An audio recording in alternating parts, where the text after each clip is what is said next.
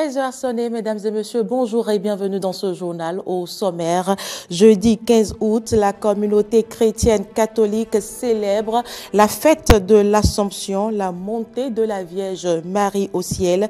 Pour vivre l'événement, vous allez suivre dans cette édition la messe dite à l'église Saint-Martin de Cotonou. Le Parlement a désigné ce mercredi les députés qui doivent siéger au COS Lépi. Les précisions, c'est dans ce journal. Et puis de violents affrontements au Honduras entre policiers anti-émeutes et des étudiants qui manifestent. Ces derniers réclament la démission du président hondurien Juan Orlando Hernández.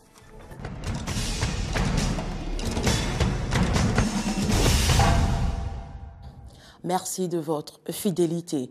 Je l'annonçais dans les titres, les fidèles catholiques du monde entier célèbrent ce jour, jeudi 15 août, le ministère de l'Assomption qui s'illustre par le couronnement de la Vierge Marie et sa montée au ciel. Les fidèles de l'église Saint-Martin de Cotonou ne sont pas restés en marge de cette fête. Ils étaient nombreux à vivre la messe dite à cette occasion, une Eucharistie à laquelle ont également pris part Ayat Foué et Denis Maroya. La communauté chrétienne est en fête. Elle célèbre ce 15 août la montée de la Vierge Marie au ciel, l'Assomption. Tout comme son fils Jésus-Christ, la Vierge Marie occupe une place particulière dans le christianisme, d'où l'importance que revêt cette fête pour les chrétiens. L'Assomption, la grande signification de l'Assomption est que la victoire de Dieu sur le mal est totale. Et Marie en est un exemple extraordinaire. La victoire de Dieu sur les ténèbres, la victoire de Dieu sur l'ennemi est déjà garantie. Il nous suffit donc de tourner les yeux vers Jésus en nous appuyant sur Marie. La Vierge Marie, elle est incontournable dans le mystère du salut, dans le mystère de notre rédemption. Et qui le comprend et recourt à Marie a des bénédictions exceptionnelles, frères et sœurs. Dans son homélie, le père célébrant Jean-Éric Chibozo a mis l'accent sur l'icône que représente la Vierge Marie. Pour couronne, elle avait 12 étoiles sur la tête. Cela montre que cette femme, elle est extraordinairement bénie de Dieu. Voilà pourquoi Élisabeth dit: quel bonheur que la mère de mon sauveur vienne jusqu'à moi. Parce que quand j'ai entendu tes paroles de salutation, l'enfant qui est au-dedans de moi a tressailli de joie. Louange et adoration ont mis un terme à cette célébration. Jésus-Christ est parmi nous, Jésus-Christ est parmi nous, Christ est parmi nous tous les jours.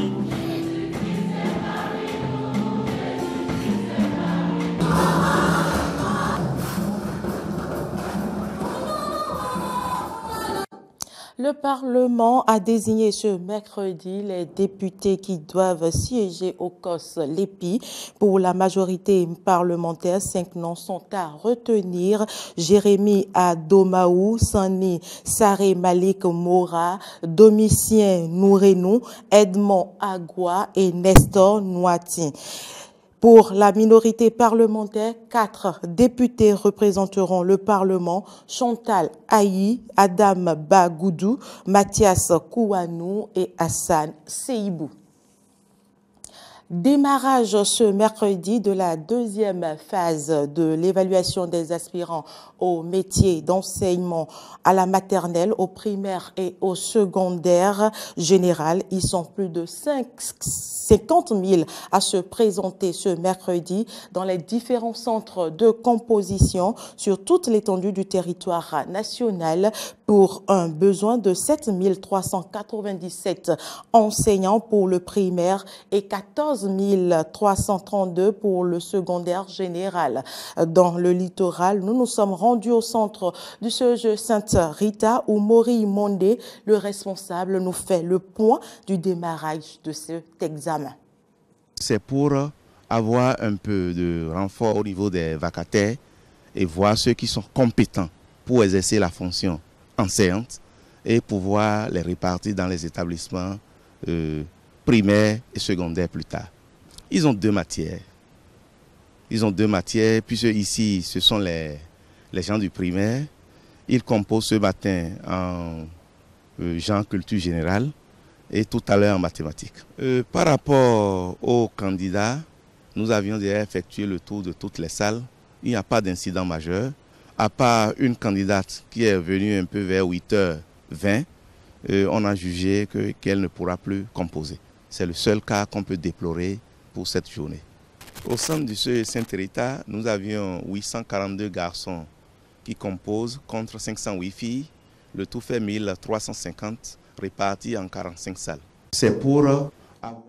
Si les aspirants au métier d'enseignant composent, il n'est pas évident que leur aîné, reversé en 2008, se prête à l'évaluation diagnostique à laquelle ils ont été invités pour le 24 août 2019. Ils sont nombreux à appeler au boycott, dénonçant la méthode de l'examen. Mais pour certains de leurs collègues, il n'est pas question de boycotter ce test. Au nom d'eux, c'est Massé Eloge Lézimain, secrétaire à la formation professionnelle et au suivi des carrières du secrétariat exécutif national de la Confédération générale des travailleurs du Bénin, que je vous invite à suivre. Je pense que tout le monde est d'accord qu'on pourrait évaluer les enseignants. En revanche, ce qui fait débat, c'est la méthode et ce qu'on peut en faire des résultats. Et par rapport à ce qu'on peut en faire des résultats, moi j'ai dit, prenons le chef de l'État au mot. Parce que le chef de l'État a dit qu'à l'issue de l'évaluation, personne ne serait radié.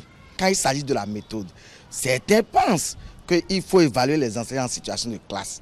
Mais on pourrait lui donner l'occasion, compte tenu des ressources, parce que c'est l'État qui dispose des moyens, pourrait dire comment je vais évaluer 18 000 enseignants en situation de classe. Ce que je pourrais aller observer en classe, on pourrait leur demander de l'écrire sur papier.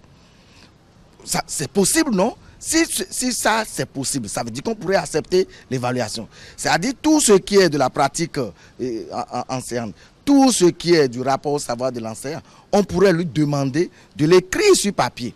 Un exemple, les étapes de déroulement d'une situation d'apprentissage, par exemple. L'évaluateur pourrait aller en classe et l'observer. Mais on pourrait demander aussi à un enseignant de le transcrire. La seule chose qui pourrait se passer là, vous savez bien que je peux savoir bien décrire le Windows. On va me donner un ordinateur, je ne peux pas. Mais tout au moins, on serait convaincu qu'il connaît au moins quelque chose de ce qu'il pourrait faire.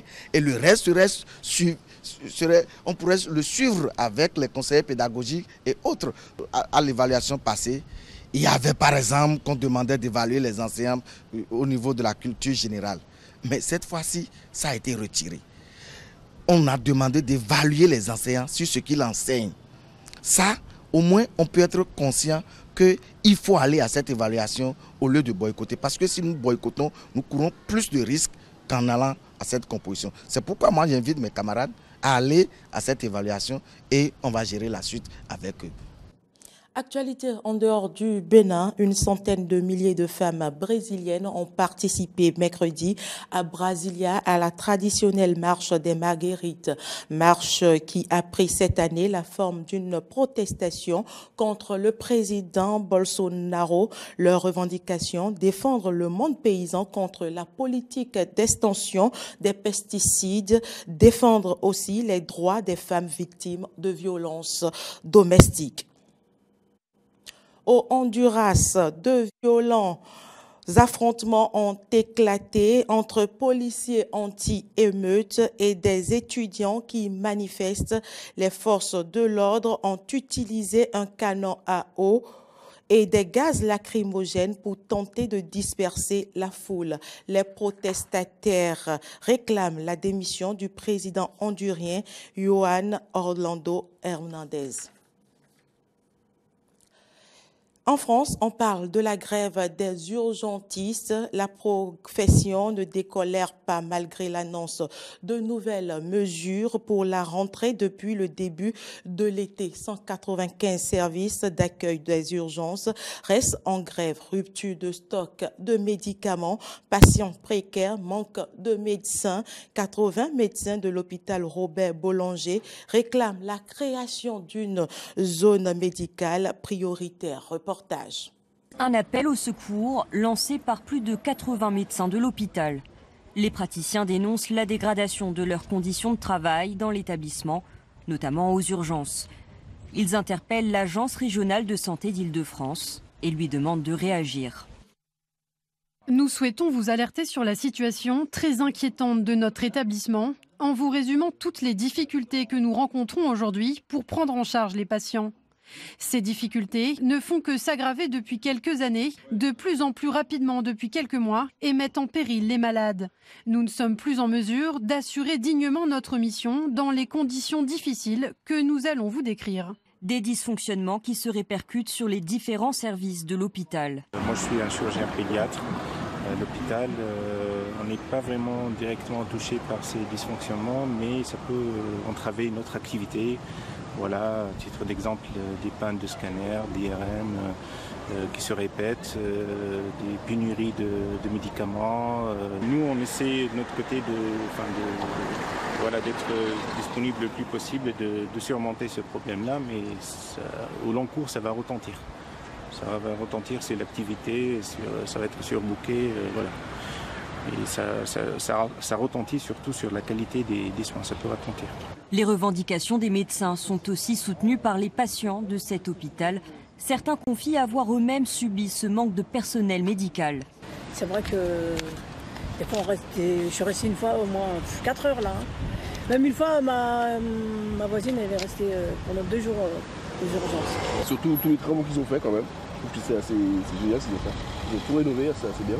Mais il manque le personnel qui va avec. Et les médicaments. Et les méthodes. C'est très grave, hein. Même ma belle-mère est venue ici, elle est restée 12 jours pour faire l'opération, c'était vraiment délicat. Hein. Contactée par la rédaction, l'Agence régionale de santé d'Île-de-France assure avoir échangé avec les praticiens. L'ARS ne reconnaît aucune des difficultés invoquées dans la lettre. L'ARS tient à affirmer que les malades pris en charge au centre hospitalier d'Aulnay le sont en toute sécurité par des équipes médicales et soignantes de grande qualité et qu'il n'y a pas d'impact sur leur prise en charge. L'ARS rappelle que le CHI Robert Boulanger bénéficie d'un soutien constant. Une aide financière exceptionnelle de 17 millions d'euros lui a été attribuée en 2019. Au total, depuis 2016, il a bénéficié de 30,7 millions d'euros d'aide, ce qui en fait l'établissement le plus aidé de la région. L'ARS a toutefois assuré la tenue d'une réunion avec les représentants de la communauté médicale et la direction générale de l'établissement. Elle doit avoir lieu le 10 septembre prochain.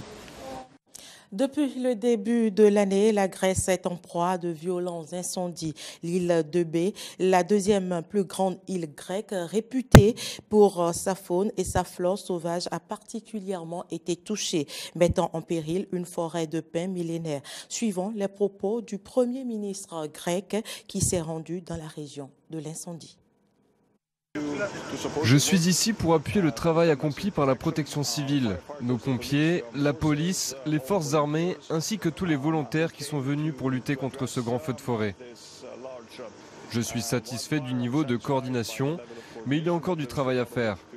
Nous savons que les feux de forêt sont de plus en plus présents. Ils font partie de notre vie comme ils l'ont toujours été, mais ils seront de plus en plus fréquents, car les changements climatiques font des ravages dans le sud de l'Europe. Il est impératif au niveau européen de renforcer le mécanisme de sauvetage afin de renforcer la coordination au niveau européen afin de lutter contre des incidents similaires à celui que nous avons connu en Grèce. Fin de ce journal, merci de l'avoir suivi. À demain.